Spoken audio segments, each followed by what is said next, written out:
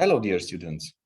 My name is Mugurel Gita, and I'm coming from Romania, the University of Agricultural Sciences and Veterinary Medicine, Cluj-Napoca. I will be your host in this educational module, the introduction of peripheral rural areas from the RURAP project. The module is divided in 3 parts. That means 3 separate presentations. More precisely they are.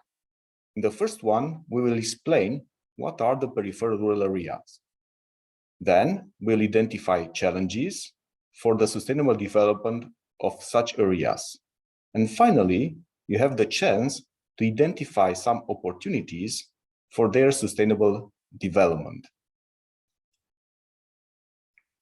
At the end of these theoretical classes, you'll be able to, first of all, define what is a peripheral rural area, to identify possibilities for their sustainable development, and also to outline the sustainable development goals, targets, and indicators related to peripheral rural areas. Peripheral rural areas are important regions due to their rich environmental and social values. Sometimes you can find unique cultural landscapes that represent the identity of a territory, like the stone walls presented in the Barron region, Ireland. These outstanding values were created in time by agricultural practices respecting natural values. Before explaining the concept of peripheral rural areas, let's first discuss about what is a rural area. In the European Union, there was created a common regulation to obtain comparable statistical data between regions. This one is called the Nomenclature of Territorial Units for Statistics. As you can see in these figures, there are different layers that divides the EU territory. The first layer, level 1, is the biggest layer and is represented by the country. Level 2 are the regions within a country. Usually, you know these regions under the name of development regions. And secondly, there are in level 3, smaller regions, usually represented by the department territory. Let's now see what is a rural area. In the statistical definition, the predominant rural areas are the ones located outside the urban clusters and where the share of population living in rural area is bigger than 50%. On the other hand, in the administration of all EU member states, there are national regulations establishing the main differences between cities and villages. These ones, I mean the villages, are considered to be the rural territory. As you can see from the map, most of the EU territory is nowadays under 2 types of areas, predominantly or intermediate rural regions. Now let's see what is a peripheral rural area. The peripheral rural areas refer to those areas that face structural weaknesses due to agri-environmental constraints. Such constraints are represented by altitude, slope, remoteness, or the management of biodiversity resources.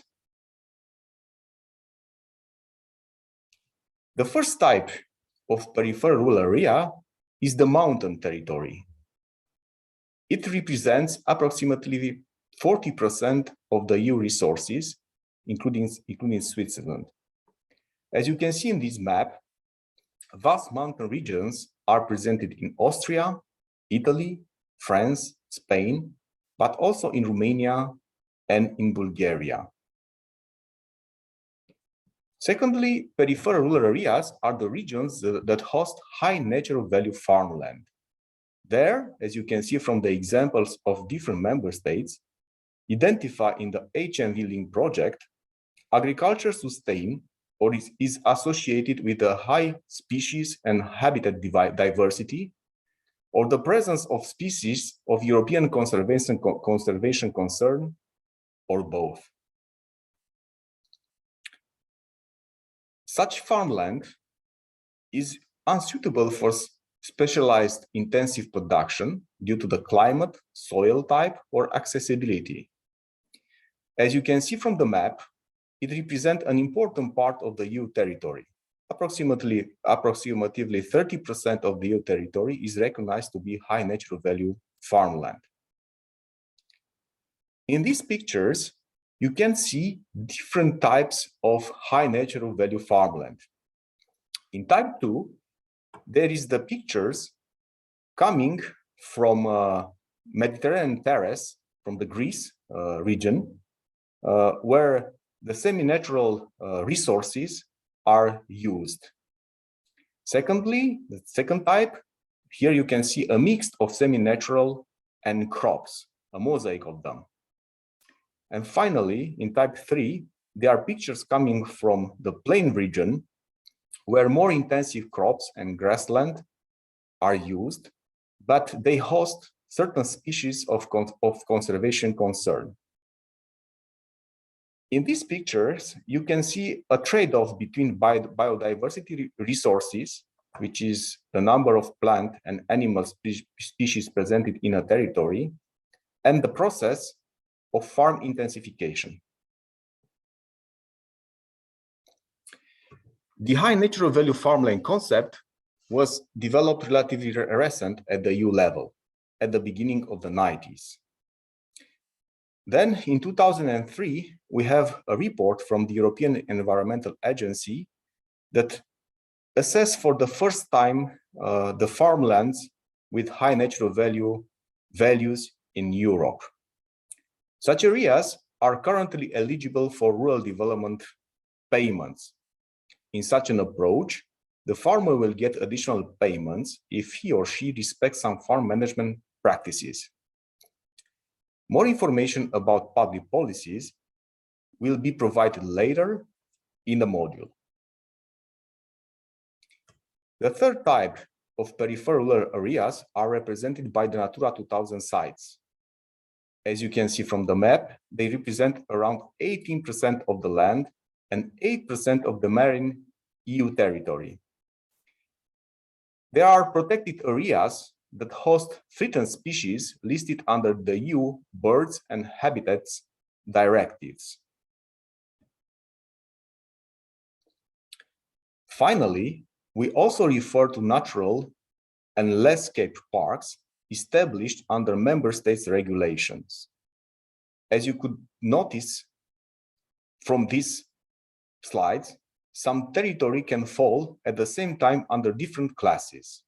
Moreover, we do not refer to all less favorable areas that are recognized under the EU CAB regulations, because in the case of some member states, the application of the national level was extended under the local pressure of national stakeholders to regions that are not affected by structural weaknesses. The recording will end here. I hope you enjoy it. When you finish reviewing it several times, and you consider that you are ready to learn about the challenges for the sustainable development of the peripheral areas, please go to the next presentation. If you have any questions, please use the email from the beginning of the PowerPoint, and I will respond to your questions as soon as possible. See you in the next presentation.